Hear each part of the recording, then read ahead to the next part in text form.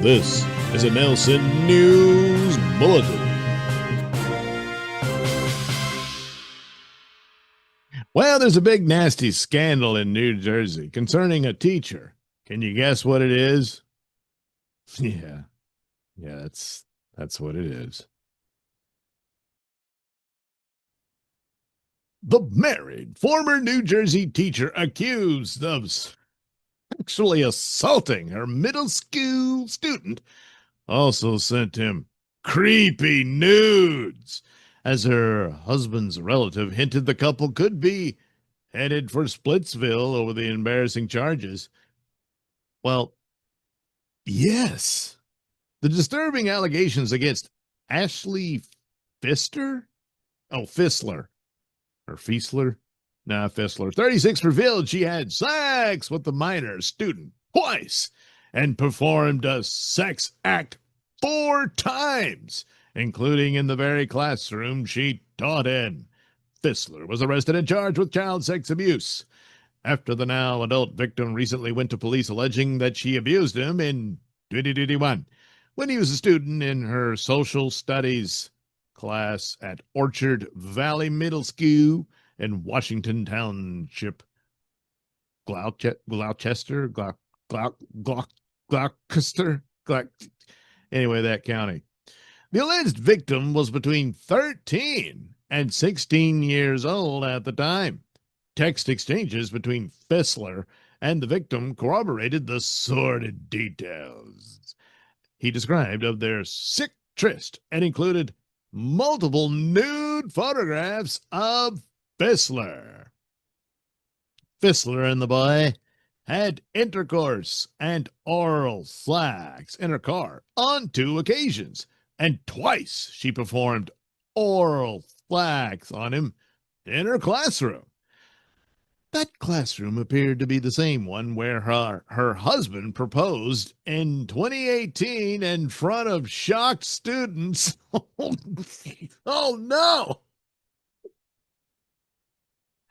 A mind-bogglingly social media photo shot. Well, obviously this isn't it. That's not her husband, right? Good Lord, this could get it. Oh, wait. Is it? Oh, no. There it is. Oh no. Oh, jeez. Man, he goes through all this trouble for her. And what does she do? She's checking out the boys in her class. And one of them, well, you know the joke. Another picture shows the couple beaming as Fissler shows off her new rock in front of school lookers. On the same day. Fissler denied the allegations during a March 19th interview with Washington Township Police. Still, she was arrested and charged with 6 counts of first-degree sexual assault of a minor, 1 count of second-degree endangering the welfare of a child, and 1 count of second-degree official misconduct. Well, it's official now. The top charges carry a maximum of 20 years in prison. She won't get it. While both second-degree charges carry a maximum of 10 years. Oh, well, combined, maybe she will. Anyway, Fissler appeared for a brief video court hearing where a judge read her the charges she is facing and set a bail hearing. She will remain behind bars until then. Fissler's lawyer, Rocco Ciparone, told the New York City Post by phone that his client plans to aggressively present a defense to those charges. Well, how are you going to explain the text and the nudes? He also said he believes he has strong grounds to oppose prosecutors' request to hold Fissler without bail pending trial. She has no prior criminal record. She has been a lifelong resident of New Jersey. She is a property owner. Yeah, she can't just leave her property. Come on. Her entire family is here, and she's not at risk of flight because of all that, you know. These allegations go back 5 years. Come on, get over it. You have this 5-year gap. Plus, well, I think the age gap's probably a little longer. But anyway, where now all of a sudden they're going to say she's a danger to the community. I'm optimistic. I think I have strong reasons to have her released. What do you mean just for bail? You think you can win this case and get her acquitted? Washington Township School District Superintendent Eric Hibbs said Fissler's employment ended in April 2023, but declined to provide further details. So you probably knew something was up, right? Yeah. The district takes matters involving the safety and well-being of our students extremely seriously, and officials are fully cooperating with law enforcement on the matter. In 2019, an eighth grade student wrote an essay praising Fissler as a hero who had a lasting impact on kids. That same year, District Social Studies Supervisor Jeff Snyder told NewJersey.com that Fissler was a great teacher. Not only does she make her lessons interactive and engaging, but she also prides herself in making personal connections with all her students. But then there's the favorite, right? After leaving Orchard Valley, Fissler launched her own apparel company selling unofficial merchandise for the Philadelphia Eagles. Wow. She also worked as a business administrator for her husband's landscaping business in Sewell, New Jersey. Well, how about that? Fissler's husband could not be reached for comment. Yeah, you think he wants to weigh in? Let me weigh in on this. But relatives said he likely had no clue about the alleged tryst until recently and wouldn't stand for that kind of behavior from his wife.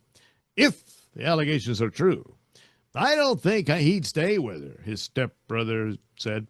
He's a good, upstanding guy. He has morals and everything. He wouldn't be the type to stay with her if he found out. Well, he found out, huh? Especially since this is already making the news. I feel like that's enough backlash to be like, all right, maybe we shouldn't be together anymore. The family member said Fissler had wanted to have children at one point, but her landscaper hubby had not been on board. So she's looking for a baby daddy at school. Anyway, regardless, as far as I know, they're married and happy together. Well, I don't know. Unless, hey, wait a minute. Are the nudes like AI images? You know? And that he managed to, but the text exchanges between the phones. So, where she admits to all the sex. Yeah, you probably should have kept the mask on, so you know. Well, and right off the bat, your lawyer says, "Come on, it was 5 years ago." I mean, what are the statute of limitations on this? And then it's like, well, the kid's an adult now. Why does he bring it up now? Well, I don't know. What kind of troubles does he has as a result of this? Or is it he's, still got a thing for her, but she's like, no, that's in the past. We just got to move on. And I got a marriage to worry about and all that sort of stuff. And then he's like, oh, yeah. And then dumps all the texts and nudes and stuff. Well, and you can't go around saying it's revenge porn because, well, he was a minor at the time you did this. And of course, you got to wonder. Once it doesn't say so in the article, but I mean, what about her other computers and stuff? Can you see if there were others? Could be. So, but your first line of it, and this was just about the bail. It says, "I think I can get her out." It was only 5 years ago. Yeah, doesn't look good for Miss Fissler. So, yeah, probably the husband's like, yeah, okay, we're done. This has been a Nailsin News Bulletin.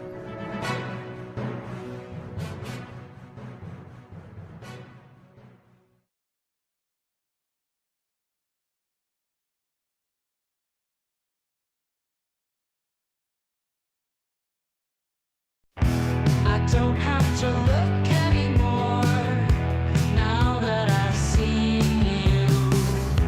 I don't have to dream anymore now that you came true.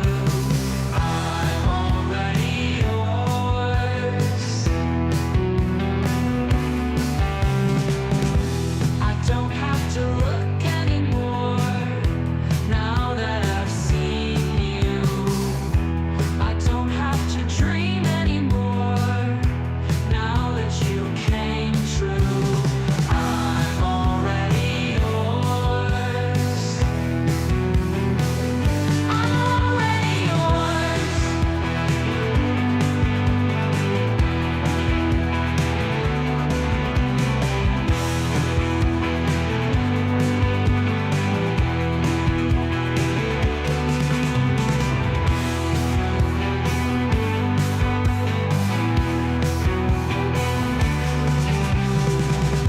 I don't have to look anymore now that I've seen you. I don't have to dream anymore now that you came true. I'm already yours.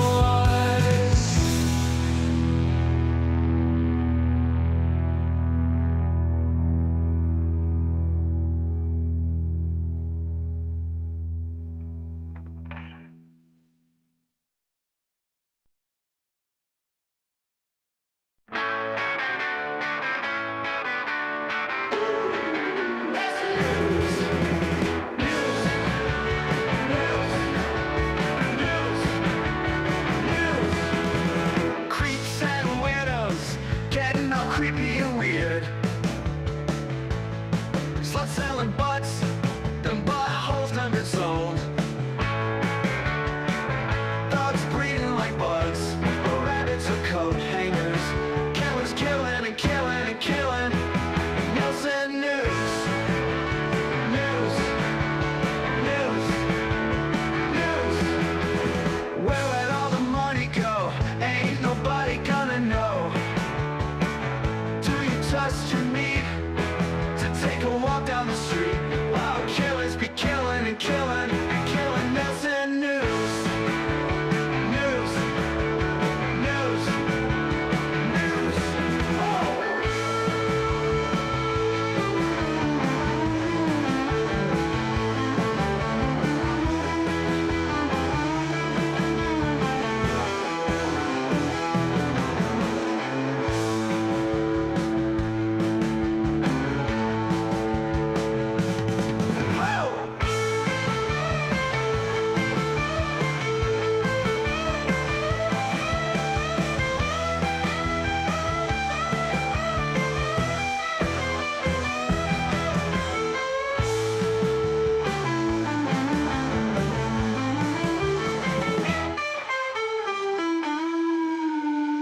Where'd all the money go?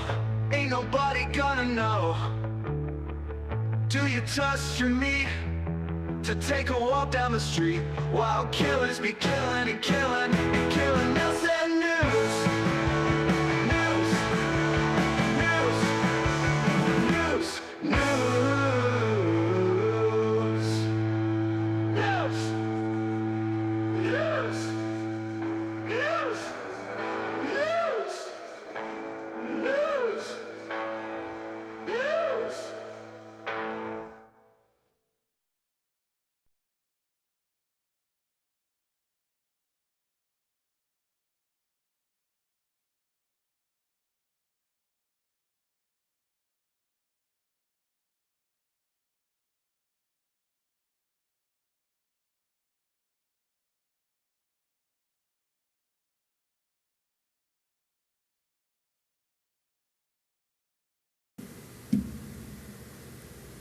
What the hell was that? It's just one theme song after another. I had to reload. Well, it's a brand new experience each time, you know. So, what are you going to do? Let me make damn sure I can be heard real quick. Oh, God, because that'll be the next thing. That'll be the next thing. Yeah, there I am. All right. Great.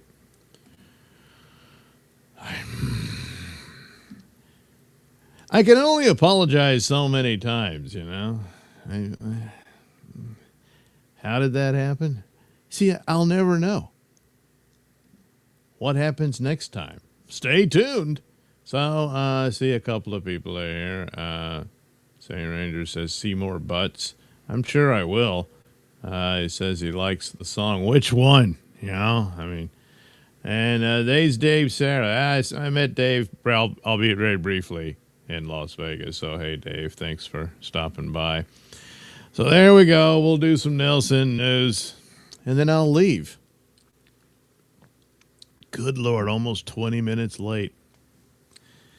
Typical. See, I played the previous video because, hey, that buys me time to make damn sure everything's good. No matter what I do. No matter what I do. So anyway, here we go. We'll get off to a great start for some entertaining, informative, and philosophical views on the world at large, the very world that you live in. You may not like that you live in it after this, but I don't know. So, hey, what's up first? Oh, look. Oh, it's that.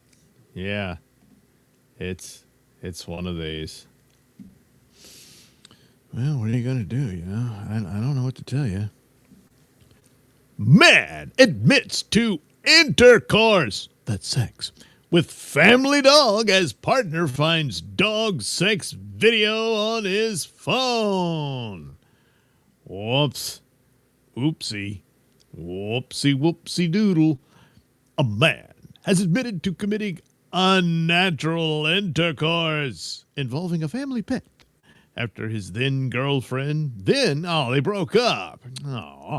Well, she stumbled across a video of him engaging with sexual acts with a dog. I think they meant in sexual acts with a dog. Yeah, I think that's how you should write that, you know. Get it right, Daily Star. Tristan Pipkin. Is he a hobbit or, you know? Tristan Pipkin, 27, was charged and pled guilty to one count of unnatural intercourse following an investigation by the Horn Lake Police. Authorities were notified about the grim animal abuse crime after Pipkin's then girlfriend, boy, she wants that clear. Yeah, that's right. And, you know, you can understand. She found a video on the 27-year-old man's phone and alerted authorities.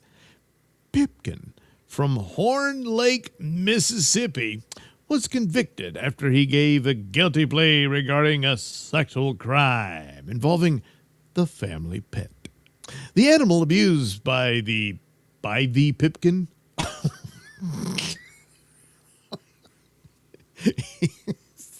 he was tormented by a pipkin. So the dog entered testimony, has been described as the family dog, a Great Pyrenees lab mix named Toby. Well,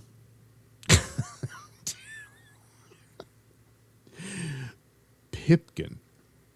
District Attorney Matthew Barton has blasted Pipkin's foul actions, dubbing them disturbing and depraved. That's a double whammy. The attorney said, "This is one of the most disturbing and depraved cases my office has ever seen." And I'll bet he's seen a few, you know. Attorney Matthew Barton added, "The conduct in this case is beyond comprehension, and someone capable of this kind of behavior poses a serious concern for any community." Yeah, you know, it's like, you know, they always say like serial killers, they'll start out torturing and killing animals, and then eventually they graduate to human beings. So, you know, Could be. Well, oh no, is that the dog? You probably, you're not supposed to show the victims, I mean, unless they agree to it, sometimes they. But anyway, Pipkin's sentencing information is not available yet. I imagine prison. Mississippi state law requires a maximum of 10 years in prison for Pipkin's foul animal abuse charge. Oh, well, there you go. It's the state law, so you're not gonna wiggle your way out of that one, Pipkin. The court has barred the man from further contact from the dog. When the dog keeps trying to visit him. Uh-oh. And sentencing will be set for, a later date. Well, the Daily Star previously reported on another horrifying case coming out of the U.S. A profoundly evil woman was jailed for life for a series of horrific crimes involving the sexual abuse and exploitation of children and animals.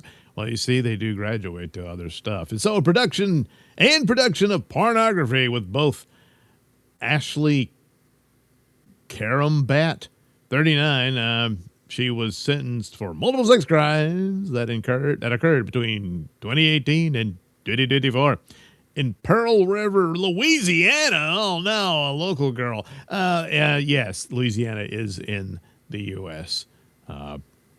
Daily Star. Judge Reinhold T. Babineau III handed her 5 concurrent sentences, including life imprisonment for first-degree rape of a victim under 13 and 25 years in prison for the production of pornography of a victim under 13. Carambat was also handed a sentence of 20 years for the production of pornography. Okay. Oh, geez. Juvenile, another 20-year sentence for aggravated crimes against nature and 5 years for sexual abuse of an animal. One of the victims told the court 6 years ago that I had terrible things happen to me that no kid should have to go through. Every day I suffer from depression and anger. She's just a monster. You scarred me for life. Well, no doubt. Yeah. So, see? Mississippi, you get 10. In Louisiana, you get 20. That's right. Piece of shit. The victim's guardians also testified, calling her a predator in court. Well, yeah, you could, probably worse things you could call her too. But anyway, you're the predator. They're strong kids, but no kid deserves to go through what you put them through. District Attorney Colin Sims said of Carambat, the betrayal of a child's safety by an adult they should have been able to trust is a profound evil. Yep. So there you go. All kinds of trash running around doing, their crap. Come on, let me click out of here. I don't care to look at this anymore. So everything's slowing down and stuff. I can't do anything. Oh, well. I mean, I hate it when it does it like that. So anyway, you see that initial prosecutor or whatever said, hey, this guy was abusing a dog, but that's a concern for the community, not just for other dogs, but, for people too. And it's true. Just look at that crazy bitch from my state. Yeah. See, I only skimmed these stories, so I didn't know the full details, and they were going to go to this other story. Yeah, damn it. But, well, what are you going to do? Well, you're going to lock them up, but really, shouldn't it be even more severe than that? Am I being too harsh? I don't think so. Nodak says the dog actually has a normal human name. Yeah, probably. Probably so. Pipkin. And then the dog suffered from the Pipkin. So why did it write it like that? Hi, Alexandria. Frankfurt. Whoa, I've never seen Dave Sarah here. I'm his mod. Well, there you go. See? Small world. These things happen. All right. What's next? Oh, boy, after that one, do you really want to know? Now, think that's kind of the worst one for the moment. Oh, yeah. Hey, sometimes you own property and you can make use of it. You can make money off your property. How? Well, one of the ideas is you can rent it out. So sometimes that's just your own place. And when times are tough and stuff, and you got somebody who's looking for a place to stay, say, well, if you can pay the rent, here you go. And this happens a lot. And it's means by which people get around and, they make do. And more than do, you want to make money. And so you can understand how this all starts out. But sometimes it can all go so horribly wrong. Yeah. Sometimes it can. Man who let pair live in his home is killed after he demands they leave, according to the DA. Yeah. So there's the lovely couple. Yeah. That's her glasses. I thought she had some big mole on her nose. Anyway, a man and woman extended their stay at a homeowner's Pennsylvania property when he demanded they leave. They stabbed and beat him to death. So the negotiations didn't go well.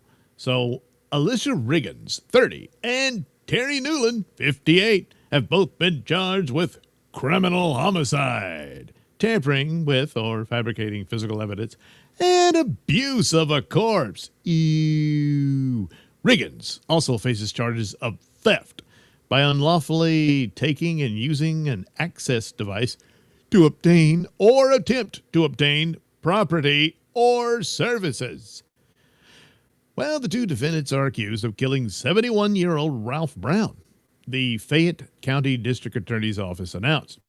Riggins and Newland lived with Brown at his home on Crow Avenue in Uniontown, Pennsylvania, a city of some 10,000 people located south of Pittsburgh. But, as authorities tell it, the defendants were more likely squatters, refusing to leave even months after Brown wanted them out. You see, renters is one thing. Squatters, that's a whole other thing. They just come into your place and then squat. It's kind of disgusting, Anyway, they were going to basically take a room for a short amount of time. Ended up changing their address to a point where he couldn't really get them out. Fayette County District Attorney Michael Abelli, Albul, Michael. The pair was fighting with Brown about money last week, the DA added. At some point, Riggins and Newland allegedly hatched a plan to kill the homeowner and steal money from him. Good Lord, you're already stolen his place. Anyway, Riggins reportedly said that on April 1st, that's when they decided to... When Brown returned to the Crow Avenue home, she saw Newland stab him in the neck with a knife and then beat the victim in the head with a table.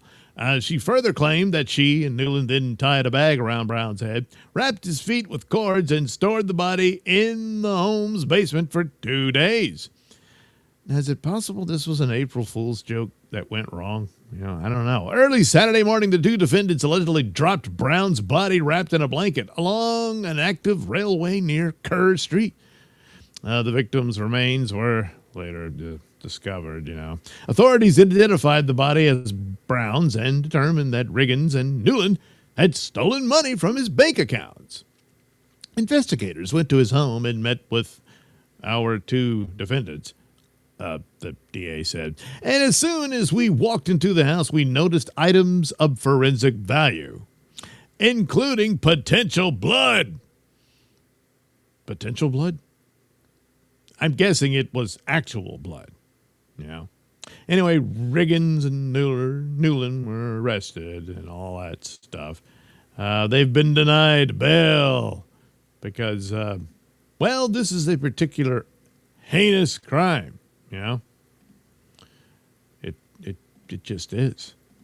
So, there you go. Like I said, renters, one thing. Squatters? Oh, quite the opposite. Then there's all this bull about you can't get people out of your own property if they're there for, I don't know, more than 5 minutes or some crap like that. And you're like, what the hell? And then look at this, you know? Ended up killing him. And they did it on April 1st.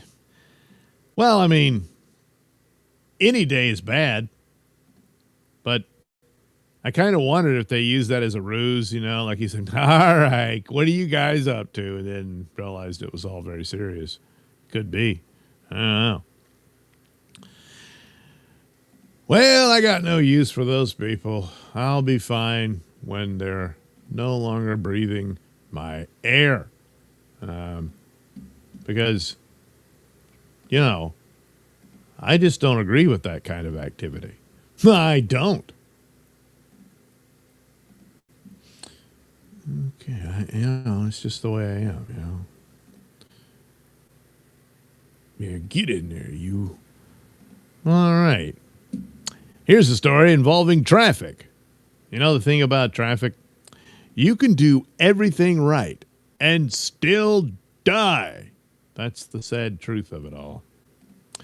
Woman who plowed into pedestrian rushed to get vinyl wrapping on her damaged car before repairs were made. So there she is with that typical expression. Now, not all mugshots have this expression, but some of them do. And she's like, what? You know? Anyway, a Minnesota woman who allegedly struck and killed a pedestrian and then tried to cover up the damage to her car was apparently caught on camera. Gabriella Liebgott, 22, was charged with 3 counts of vehicular homicide in connection with the hit and run death of college student Saham Hassan. Sorry, man. Probably getting it wrong, but we'll go with Saham. Also 22 on March 22nd. Weird. That's, well, it means absolutely nothing, but still, you know. Anyway, an Infiniti G35 sedan registered to Liebgott was left at an auto repair shop that specialized in vinyl wrapping more than a week after the incident. When investigators from the Hennepin County Sheriff's Office inspected the car, they soon discovered that it had very similar damage to a car they believed was involved in the hit and run. Police said they had seen the car in video footage taken by a Tesla that was parked near the scene of the fatal crash. According to police, Hassan, all right, whatever, was out with a group of friends in St. Paul, Minnesota around 3 a.m. on March 22nd. As she and her friends, am I saying that right? I guess I am.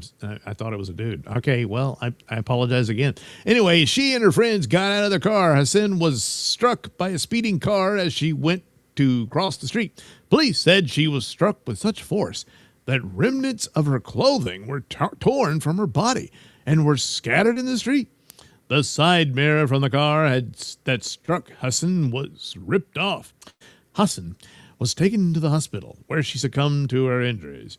She was months away from graduating from the University of St. Thomas. Police wrote that a Tesla parked in the same neighborhood captured the entire incident. According to the probable cause statement, Hassan was seen trying to turn away from the road and avoid the car that was speeding toward her, but didn't have time. The impact sent Hassan onto the windshield of the car that struck her. Then she fell beneath the car, which ran over her. Oh, God. The suspect vehicle then sped away without stopping. So this isn't a case where she can say, I thought I might have hit something, but I wasn't quite sure. And, I didn't see anything. Oh, no. Oh, no, you don't have that excuse. On March 30th, the Hennepin County Sheriff's Office was made aware of a car at an auto repair shop that had a ripped-off side mirror and damage similar to the suspect vehicle seen on the Tesla's video. So I'm guessing they immediately put the video out for the public. If you've seen this car, and the repair shop's like, hey. So there you go. That's how that works. I mean, I'm only speculating, but anyway, investigators spoke to the shop's owner, who told them that he got a call on March 23rd from someone who wanted to bring their car in for vinyl wrapping, but also wanted the vehicle to be stored at the shop for a period of time. The owner told investigators that the person who called said they were going to order parts to repair the car at a later time. Police said the owner found this strange because normally repairs were completed before vinyl wrapping was applied. According to the probable cause statement, a woman named Gabby dropped the car off and provided her phone number, but never came back for the car. Police ran the car's registration and traced it to Liebgott. Well, police inspected the car in question and said they found damage consistent with the damage that the suspect vehicle would have sustained in the crash. While the car was processed at the Minneapolis Police Forensic Garage, investigators found fluid and fibers that matched the dress Hassan was wearing when she was killed. According to the probable cause statement, police were able to figure out where Liebgott was during the early morning hours of March 22. Police said she was out drinking with two friends at a local VFW hall where her ID was swiped upon entry around 1 a.m. Liebgott and her friends left the VFW around 2 a.m., and her car was seen speeding recklessly and swerving into oncoming traffic. Police interviewed both of Liebgott's friends, who said all three of them were drinking that night. The friend, who was sitting in the front passenger seat as Liebgott drove, told police that she remembered striking something hard and immediately seeing white fabric draped across the windshield. Oh, jeez. So I guess their excuse at this point would be, hey, look, we were heavily intoxicated. I wasn't sure what that was. Well, that's when you stop, pull over to see what happened, you know? Anyway, the friend who was in the back seat asked Liebgott if she had hit something, to which she replied that she had, and her mirror was gone. That was her concern, you know. Oh, man, my mirror's gone. According to the probable cause statement, the friend said Liebgott considered stopping, but accelerated instead. Yeah. Both women told police that they, along with several others, urged Liebgott to turn herself in. Liebgott was arrested on April 3rd and charged with 3 counts of vehicular homicide. She is currently in custody at the Hennepin County Jail, where she is being held on $150,000 bail. Yeah. Well, there you go. Now she's probably thinking, boy, some friends, they were ratting me out like that. Plus, do you really believe their account of the story? Like, I was totally unaware of it. Yeah. But, you know, they weren't driving. She was. And that's that. So I guess the moral of the story is the usual, don't drink and drive and all that. But, well, she did. Nodak said, a 22-year-old drinking at a VFW? I thought you had to be at least 60 to drink at a VFW. Well, there's probably an old sugar daddy involved in that sort of thing, you know. So, but for now, we'll leave that part out of it. Because he's like, I don't want my name mentioned. I mean, look, you know how it is. Sure. And I didn't know she was going to kill somebody. You know? Well, she did. So, oh well. Well, hey, look, that's a sad and terrible story. Let's hopefully lighten things up a bit. Huh? Oh, wait, what did Alexandria saying? Real friends would have stopped her before that haircut. Yeah. Well, you're seeing the quality of friends, you know. I mean, it's is this the story? Yeah, it is. So, Yeah, that's that. All right. On to Penthouse Pet, huh? Yeah. Well, Penthouse Pet was married to a porn star. What are the odds? And involved in fatal car crash. Oh, another car crash before getting engaged to billionaire Eric Swalwell Becker. Wow. Man, what a small world, you know?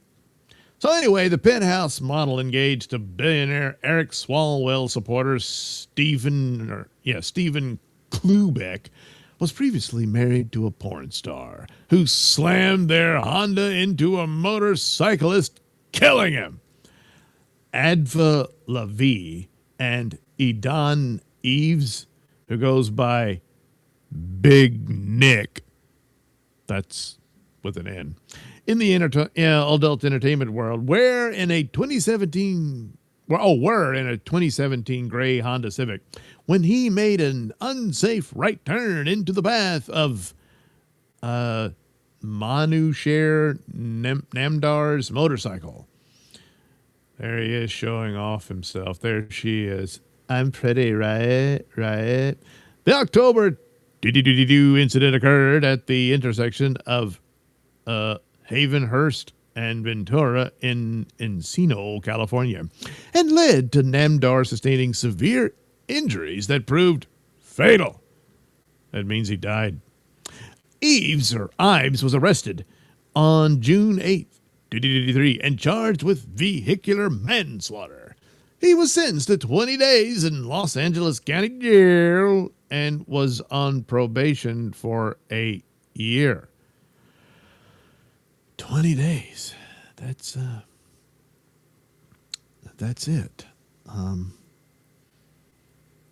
Okay.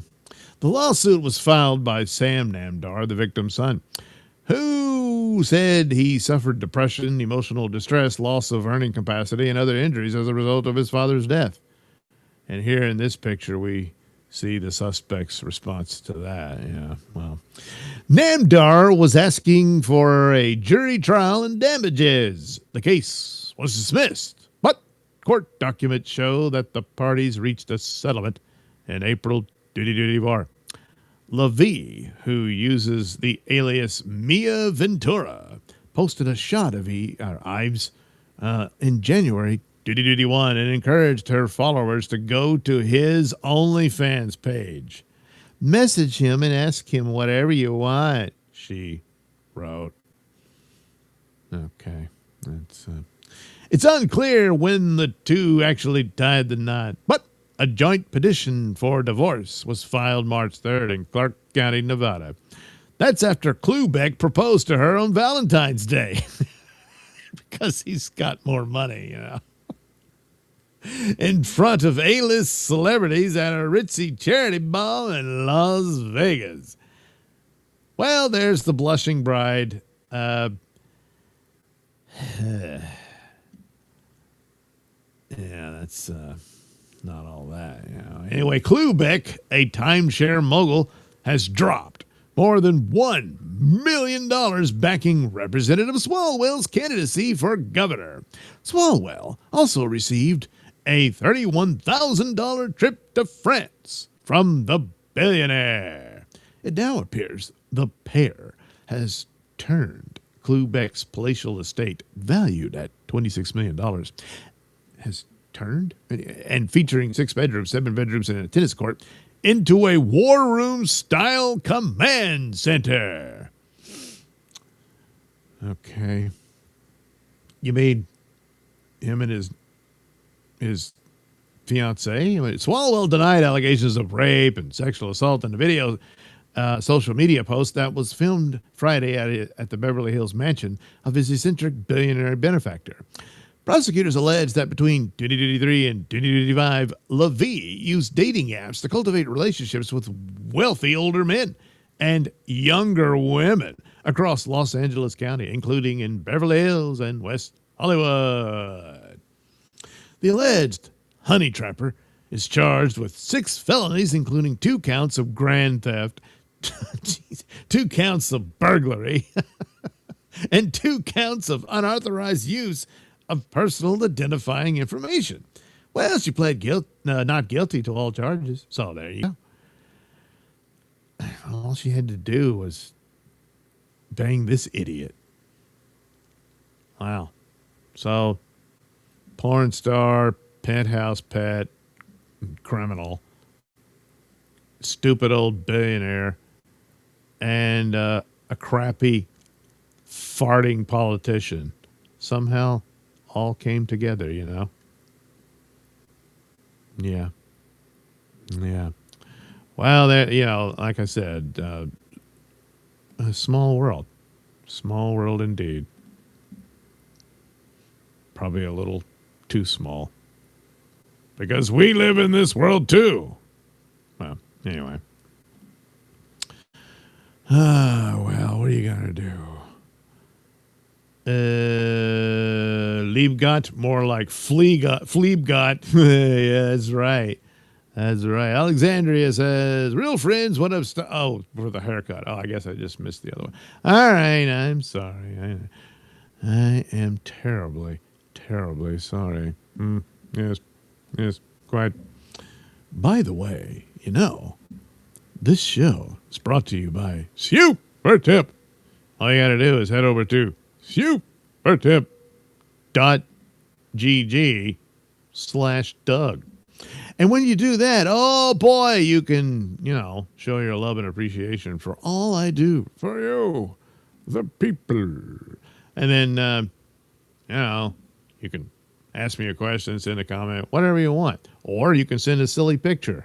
I'll have to proofread it first because, you know. Or use the voice chats, you know, silly little characters who can say whatever in funny little voices. Oh, my God, it's hilarious and fun. So, there you go. Now back to our program. Okay, what else do I have? I don't even remember. It's that bad. Oh, wait, I just did that one. What the hell? Why are you being like this? Oh, yes. Oh, yes. Of course, you know, the education system is also vital and important here on Nailsin News. And we always want to keep abreast of the usual stories that occur within our nation's education system. And this story is no different as it fulfills that criteria. Oh, yes. Oh, yes, it does. Florida math teacher busted for allegedly having sex with student after minor tells his parents who his secret girlfriend is. Well, who is it? Oh, it's the teacher. Yeah.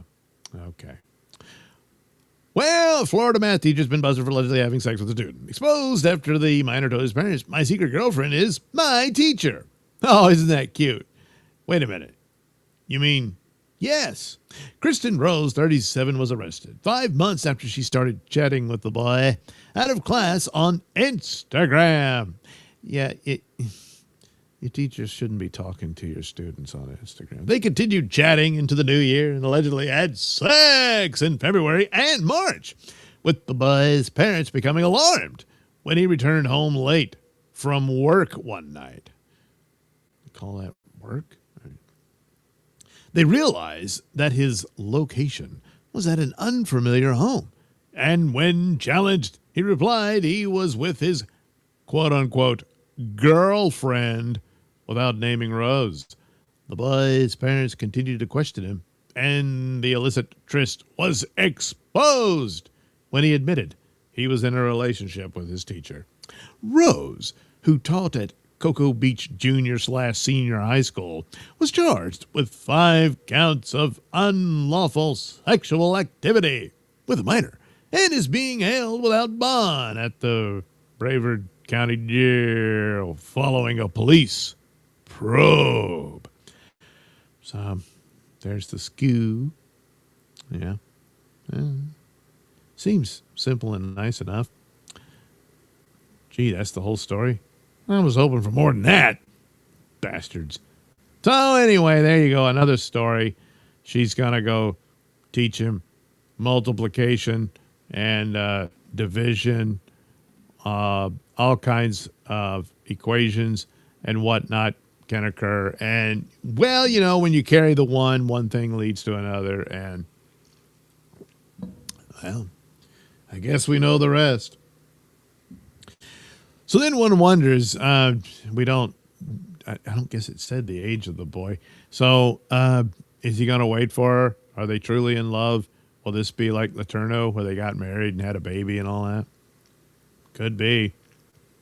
I don't know. Of course, I think she got pregnant after the fact because, they told her, you stay away from that boy.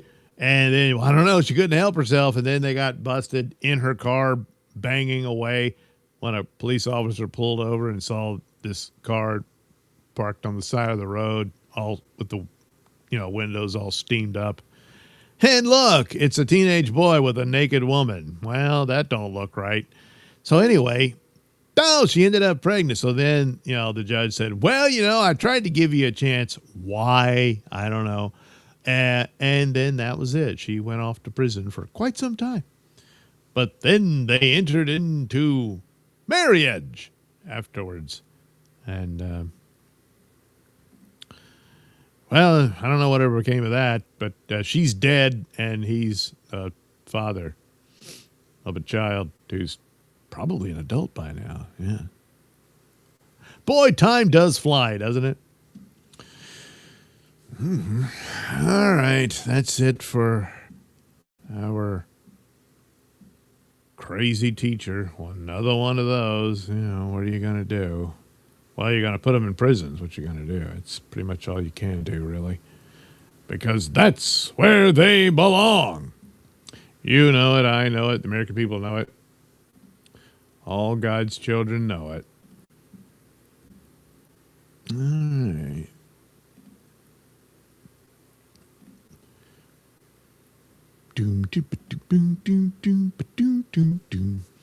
Oh, boy, relationships, sometimes they end badly, And it's sad. But they don't all have to end this way. I wouldn't think, but sometimes they do. Smiling, jilted girlfriend pretended ex was planning to bomb plane in twisted breakup revenge. So a jilted woman has been arrested after she lied that her boyfriend was taking a bomb on a plane in New Mexico, trying to get him in trouble, just hours after they broke up. Brooke Ayers, 47, was seen grinning in her mugshot after she allegedly dug her nails into an arresting officer while also threatening to stab them. I'm beginning to see why he dumped her. She had allegedly called American Airlines to claim she'd learned that her ex would be taking explosives onto his flight out of the Roswell Air Center airport later that day. Yeah, I can see it in the mugshot. Pure evil. Really, he got off easy, Anyway, the oblivious 34-year-old boyfriend who had been visiting Ayers from Indiana ended up being intercepted as law enforcement frantically diverted traffic away from the airport over the fake bomb plot. He was immediately detained, and his rental car was cordoned off as the bomb squad scoured it for traces of explosives. Oh, man. Eventually, police determined the boyfriend didn't have any form of bomb on him, and he was cut loose. The investigation found Ayers made the false claim following an argument she had with the 34-year-old man the previous night, resulting in the end of their relationship. Well, they probably zeroed in on her because the boyfriend said, God damn it, I know what this is. That's your first suspect at least. I know that bitch did it. So police, meanwhile, responded to Ayers' home, but she allegedly became aggressive when officers tried to question her. Ayers threatened to get a knife and use it against an officer. Yeah, that'll help out. So she was placed into handcuffs to transport her to the police department for questioning. While being handcuffed, Ayers resisted and dug her nails into the arm of one of the officers. She was arrested and charged with making a bomb scare, aggravated assault on a peace officer, battery upon a peace officer, and resisting, evading, or obstructing an officer. So that ought to add some time to her stay, in prison. which is where she belongs. You shouldn't do that. That's nasty. Don't you ever lie about bombs on a plane, you bitch. So, there you go. But, yeah, that doesn't really give the details of how the police said, hey, let's go to the girlfriend's house. You know, he says, God damn it, that bitch. He knew exactly. Well, plus there's quite a bit of an age gap there too, you know. Yeah. And she was really losing it when her boy toy decided, never mind. Yeah, I think we should see other people. And me? Well, I'm going to see someone younger than you. Yeah, probably. Yeah. But, you know, everybody's trying to find somebody. You're lonely. You want love. And it's scary. So you see, she panicked. She felt threatened by all the pretty girls out there, you know. And she should. But, you know, but ultimately her fears turned her against the man she loved. Now she's angry and lashing out and digging her claws into police officers. Well, she's already in trouble for the bomb threat. Now you can add that on there. So in a way, it kind of worked out good for the boyfriend, because if none of this had happened, she'd still be stalking him, causing him all kinds of stuff that you really can't do a whole lot about. Hell, oh boy, did she fix herself good, didn't she? Yeah. Oh, wow. But it ain't all crazy ladies, you know. No, it's not. There's plenty of weirdo dudes out there who just can't get their crap together and then take it out on other people. Wisconsin man accused of beating neighbor with microwave, TV, and mini fridge. Jeez. What about the kitchen sink, you know? Oh, that's a great mugshot. That's a classic.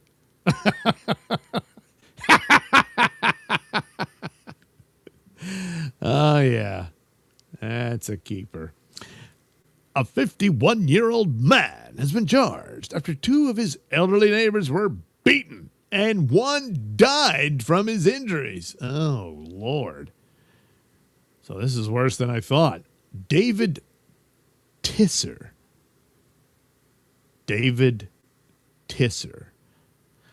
is charged with 2 counts of battery to an elderly person in connection with the April 1st incidents. Oh, boy, you know, I was only kidding. On that day, Tisser allegedly kicked in an apartment door and injured a 72-year-old man whose name has not been released.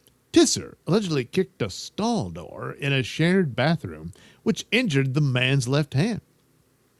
Tisser then allegedly forcibly entered the room of 64-year-old Steve Stegall. Okay.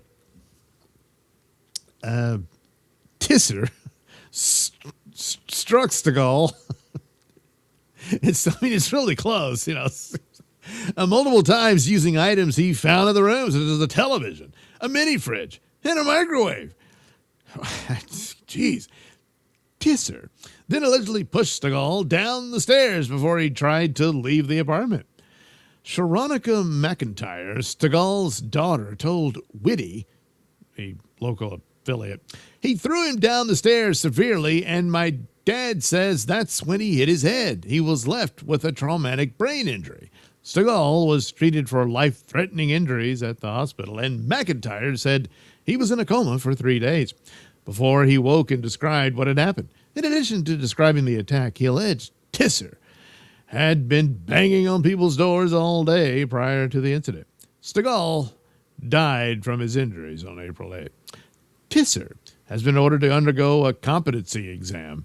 His cash bond has been set at $10,000. That's it? I mean, he murdered this man. Anyway, the charges against Tisser will likely be upgraded. So, okay, there we go. All right, so this was just the first step. So that bond's going to probably just not have any bond at all.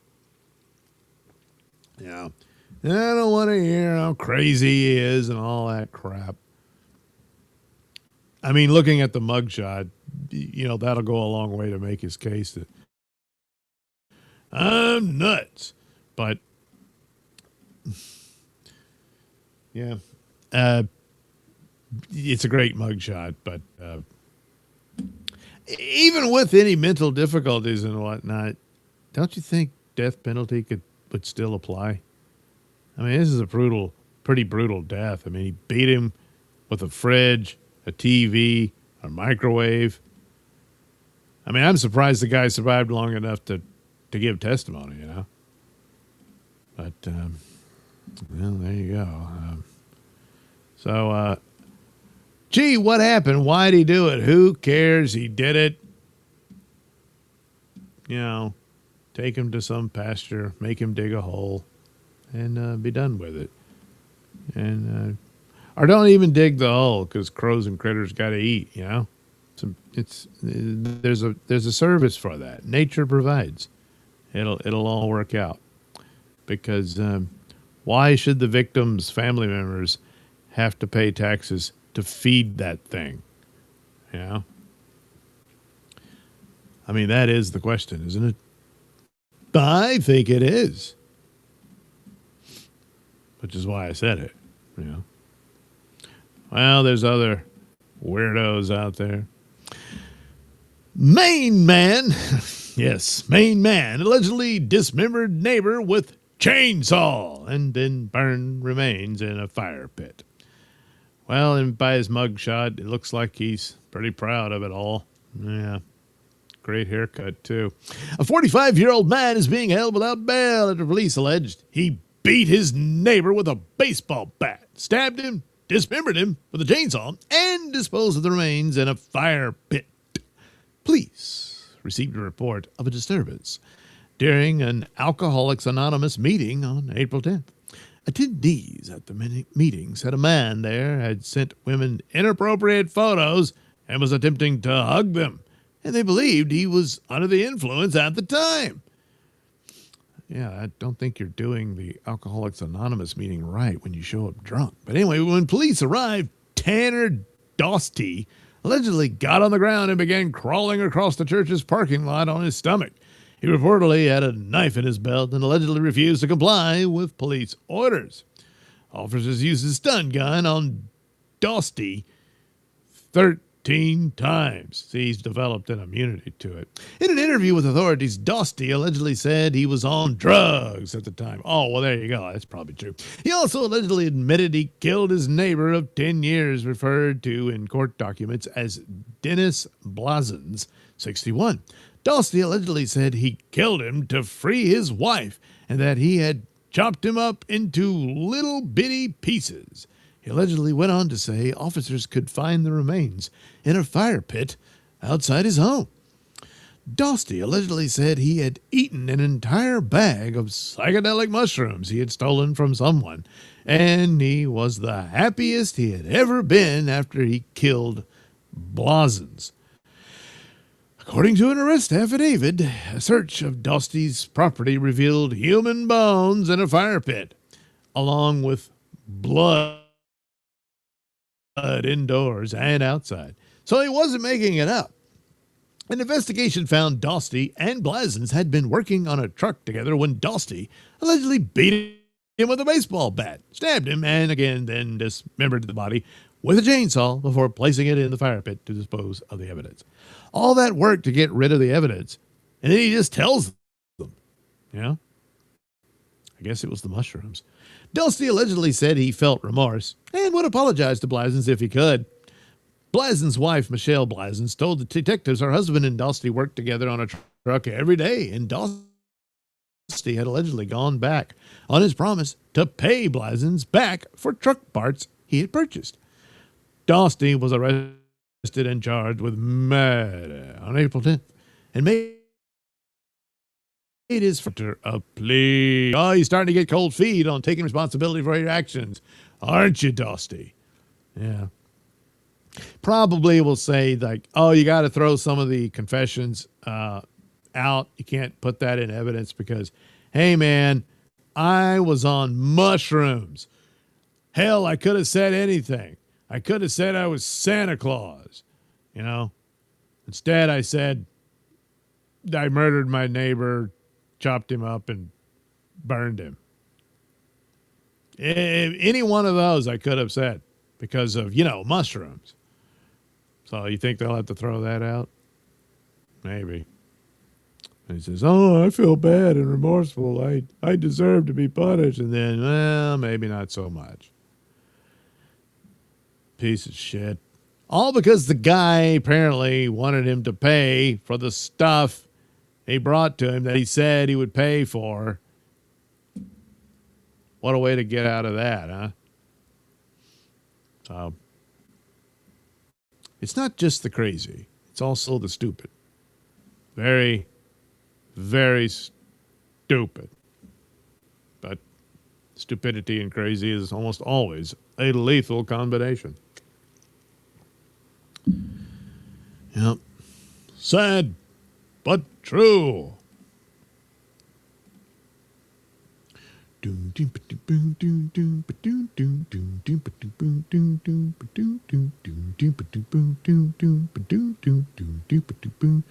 Alexandria loves the smile of the crazy woman. The Ravenous says, Douglas. Oh, you mean me? Yeah. Hi, the Ravenous. The Ravenous? I don't know. The Ravenous, I seen one the other day. Guy says, officer, how could you smell weed? I only do heroin.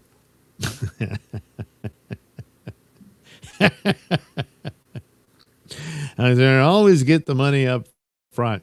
Yeah, I guess so. And make sure there's no, baseball bats and chainsaws readily available, I guess. I don't know. Oh, jeez. What a mess. What a horrible, horrible, evil mess. Don't I have a... No, I don't. Damn it. I don't know. Anyway, that's more on me than anything else. So, all right. Well, these have been horrible stories, really. A lot of people have died horribly. And, of course, young people were abused. And a dog was. Several dogs because of that other story. And it's terrible. So we want to move on to a lighter note. It kind of is, I think. I mean, I only skimmed it, which is, a mistake. I really shouldn't do that. But look, I'm pressed for time. But this might involve abuse of an animal. Not as bad as the dogs, though, I think. But let's take a look. Let's take a look. I mean, I can see it, but you can't. Because I'm doing it wrong. So here we go. What's this going to lead to? Well, that's all a part of the adventure, And don't worry, I'm here to guide you through it. Duo had alligator on car roof. Well, maybe alligator was the pet and wanted to go bye-bye. 2 tourists are facing felony charges after they were spotted road tripping across Florida with a dead alligator strapped to the roof of their car. Oh. So I guess the alligator was not going bye-bye. Well, it went bye-bye. Witnesses first reported seeing the gator-adorned vehicle as it traveled near the Walt Disney World Resort outside Orlando. Police license plate readers subsequently tracked the auto as it moved through other Central Florida locales. At some point, the suspects covered the alligator with a white sheet in response to being warned by multiple parties that possession of the alligator is illegal in the state of Florida. The car was eventually pulled over in Melbourne around 7 p.m. by a Fish and Wildlife Conservation Commission officer. The suspects, Anthony Bull, 56, and March Chadwick, 57, reportedly admitted taking the roadkill alligator and wanting to take it to a taxidermy office to have it stuffed, even after a warning. So they're not gator hunters or anything. They just ran over one in the road and thought, this would look cool. You get it stuffed and stuff, It is unclear if the reptile was still atop the vehicle when it was pulled over, since the arrest report notes that the duo had earlier called a FWC dispatcher and stated they got rid of the alligator. The animal's size, weight, and details of its demise are not included in court records. FWC officers were able to retrieve the alligator carcass. Wow. I wonder, maybe they said, well, we dumped it in this ditch somewhere and they found it. I don't know. Bull and Chadwick were arrested and charged with illegal killing, possessing, or capturing of alligators or other crocodilia or eggs. Yeah, you go and you find the eggs, and if they're hatched and the little critters go, you better get the hell out of there, because they're calling mommy. Mommy will not be happy to see you. Anyway, the men were booked into the Brevard County Jail, from which they were later freed after posting $5,000 bond apiece. Wow, that's the same, well, altogether, that's the same amount that, the earlier story I did where the guy beat the guy later to death, so they'll up it later, but still, I don't know. Anyway, they're going to get arraigned and all that. Bull and Chadwick do not appear to be your typical alligator rustlers. Chadwick is an architect whose practice operates from New York City and Chattanooga, Tennessee. Well, what do you know? Geneva-born Bull, the son of a New York philanthropist, is a world traveler who speaks 4 languages and has attended acting school at the Lee Strasberg Academy. So definitely not alligator rustlers. No. They just happened to run over one. I mean, that's my suspicion. Well, anyway, a week before they were arrested in Florida, Bull and Chadwick attended the Conservative Political Action Conference gathering, which was held this year outside Dallas, Texas. And then they just ended up in Florida, I guess. I don't know. But they thought, hey, man, wouldn't it be cool to have a stuffed alligator, like, mounted on the wall or just on display? Maybe we could get a pedestal for it and say, look at that.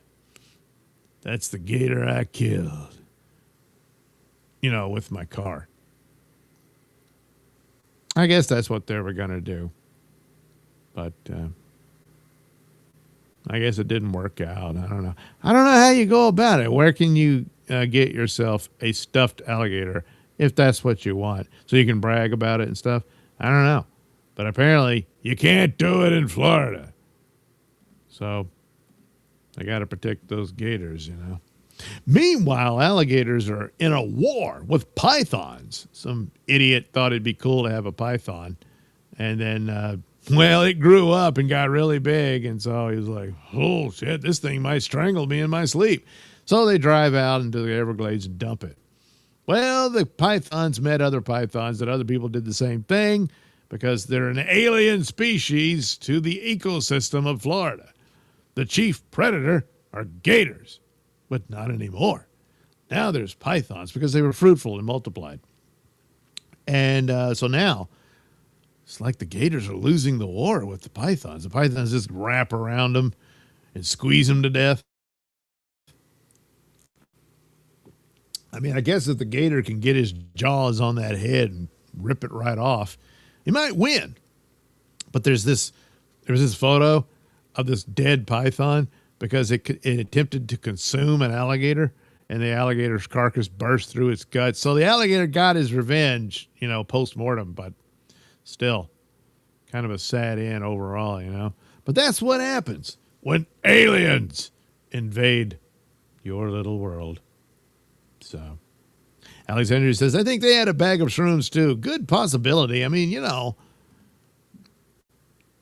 if possible, just blame everything on the shrooms. It seems like that might be a get out of jail card deal. Or at least, it'll lessen the penalty. All right, one more weirdo, some messed up idiot decided to show off, and it was not appreciated, and it really shouldn't be. Yep. Nobody wants to see that. They really don't. Unfortunately, hardworking people had to. They had to deal with this. Man allegedly exposed buttocks, anus to teenage fast food employee. You know, that's not a way to break the ice, you know, you're trying to meet somebody. But, you know, plus they're teenage, so what are you doing?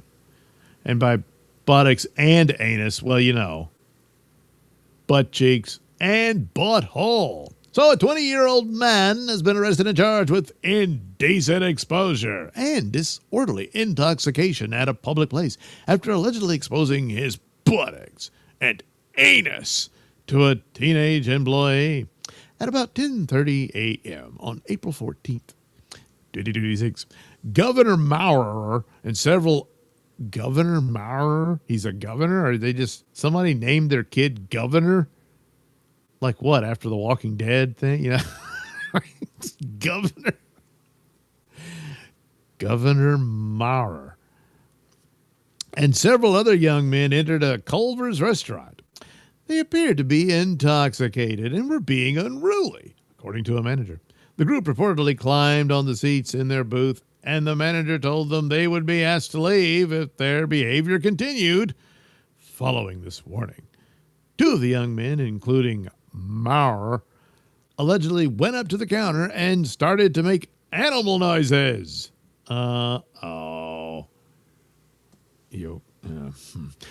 Maurer allegedly climbed on the counter and pulled his shorts down, exposing his buttocks and anus to a 16-year-old female employee. He was approximately 3 feet from her at the time. Ew. Video surveillance footage viewed by the police corroborated the manager's statements. An arrest warrant obtained by the outlet states that the victim was upset. Oh, yeah. And she wanted to press charges. Yeah, she didn't want to see that. Plus, at that range, probably, you know, smelled something. Anyway, Maurer was arrested and charged and later released on $2,000 bond. So, yeah, you really gave him an eyeful, Governor. Yeah. Yeah. The state of the political candidates that we are afforded. I mean, just recently, Swalwell was running for governor. And then his activities came to light. So, hey, maybe governor here could one day actually be governor. You know, it's not completely a total loss. You know, I'm sure he could get teary-eyed, and I was drunk, and I'm so ashamed and sorry for what I did to that poor girl, and all that sort of stuff. He won't mean a word of it, but nevertheless, he'll say it. And then governor could be governor. Imagine that, you know? Then go on something like, boy, I really learned a lot about what not to do. So the odds are I'll do the right thing. Vote me, and I promise I will not show you my butthole. See? I mean, you think I'm joking, but, you know, probably not. Nodak says, LOL, they misheard something. The employee asked about cheese curds. Yes. Yes. Oh, what have we here? Oh, boy, a super tip. So now I got to do this thing where I go over here. Oh, damn it. Why is it? You got to have the Doug. Oh, there it is. No, not shared. Where's the Doug Nelson layer? What? It's not supposed to look like that. Oh, that's the shared thing. So you don't want that. Hang on. I'm going to get it. Where the hell? That's weird. Why would it not even be in there? I took it out. I probably did. You know, by accident. All right, add new layer. Uh, oh, no, that would take me from the typical scene. Well, all right. Let me just go ahead and put it over there. And will that do it? No, I mean, go back. Jeez. This used to be so much simpler.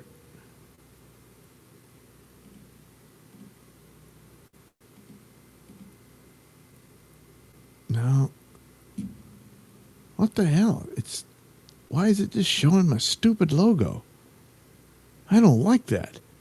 It's got to have me on there. Damn it, EV Mux, come on. Not media, not screen share. That's like add Douglas Nelson, but that's already there. Yeah, you don't need that. Remove. Maybe just go ahead and remove that. Jeez, that is weird. Oh, there you go. Jeez. But it still doesn't show me where it is, so I can move it.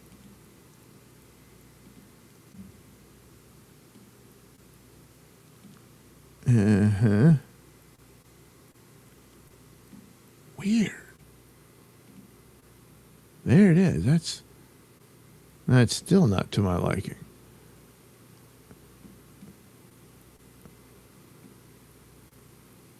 Maybe like that. Like this. No, stupid. Move like that. What? Screw it. I don't know. It's just going to have to look terrible. I'm going to have to be embarrassed.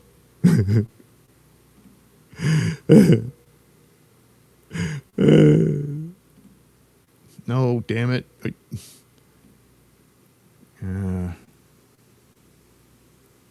Maybe that's... No.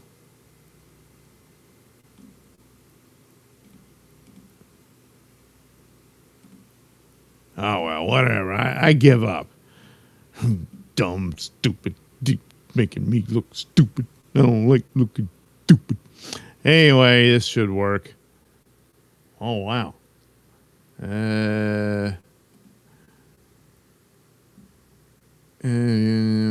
Okay. Let's see it show up. Oh, of course, it's going to do it in OBS as well. Why? There we go. I'll take it off OBS. And we will take a look at this here. Yeah. The message is, thanks from Nodak. Thank you, Nodak, for $20. Yay! Thanks for the entertainment, Doug. I tried to AI image you into one of your stories. I'm glad you had a fun time at Academia. I did. The trip there, well, the trip home, good Lord. That was even worse, you know. But anyway, here's the image. Oh, it's the crazy woman in her car with her student. And look, it's me as Officer Doug. Oh, my God. Am I seeing what I think I'm seeing? Yes. Yes, you are. So, there we have it. Super tip. See, this is the fun one can have with super tip. And you can have images like this. There's me as a police officer catching that disgusting math teacher in her steamed up car. You know, fortunately, that's not to pick the child. It didn't. So there you go. It's all about her, you know, that rotten, nasty, dirty bitch. But, and there you have it. There you have it. Super tip for the rescue. So thank you again, Nodak. It's great. I broke it. No, you didn't. I don't know. I don't know why it was all acting weird, but it's not as bad as the beginning, which, what was it, 3 theme songs at once or something? I don't know. Anyway, Alexandria says, maybe you're on shrooms too. I'm not on shrooms, but Evie Muck says, Nodak, LOL, close enough to my description. Yeah, you get the idea. Yeah, it probably needed a little more. Yeah, I don't know. Maybe if it looked like the steam was like rubbed away or something, because her head's just sort of. But the look is perfect. He's like, oh shit, oh, and then I'm saying, you're not a nice lady. No, she's not. All right, there we go. Nailsin News. You know, your usual coverage of creeps and weirdos, which is putting it mildly. And of course, all suspects are innocent until proven guilty. We know most of these. At least just all of these are guilty. You know, even the dumbass who was confessing and everything, and now he looks like he's getting cold feet. Oh, he's guilty. I mean, they wouldn't have found the remains without him. So, and all the rest. So there you are. There you have it. And, well, that's that. The only ones that are just a couple of idiots, you know, the alligator guys. That's about it. The rest of them could pretty much go to hell. Oh, and Butthole Guy. Yeah, he's just a stupid drunk kid. I don't know. I guess we'll give him a break. Maybe. A little bit. Not by much, though. Still, he's worse than the Gator Boys. He is. That's my humble opinion. And I'm the host of the show, so, you know, I get to say what I want. Something like that. Anyway, again, thanks for watching the show, and we'll do it again soon here on, you know, the Doug Nailsin Show. Collectively, that's what it is. I don't know what else to call it.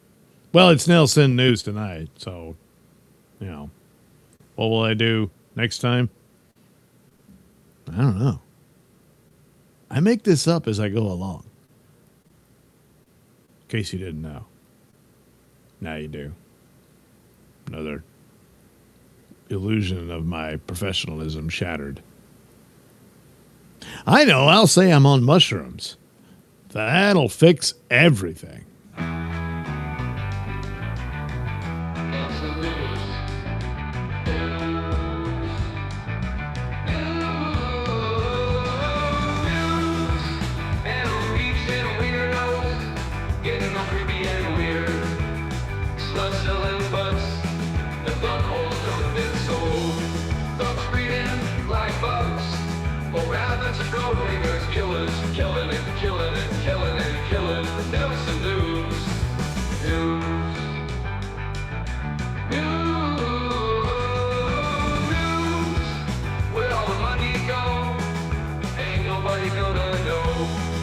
Just your meat to take a walk down the street while killers be killing and killing and killing and killing. Nailsin News.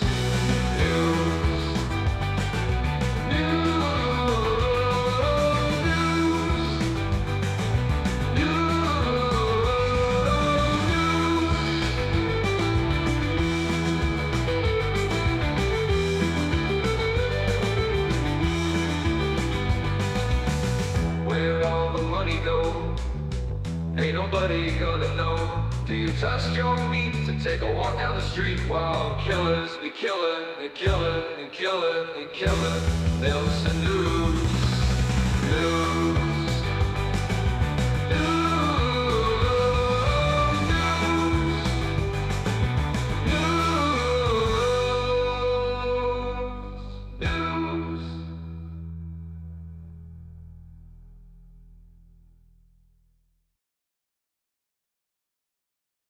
And for commentary from Trixie Turner. Trixie? Doug, when a nation goes soft, it gets lazy. So come on, America, get hard!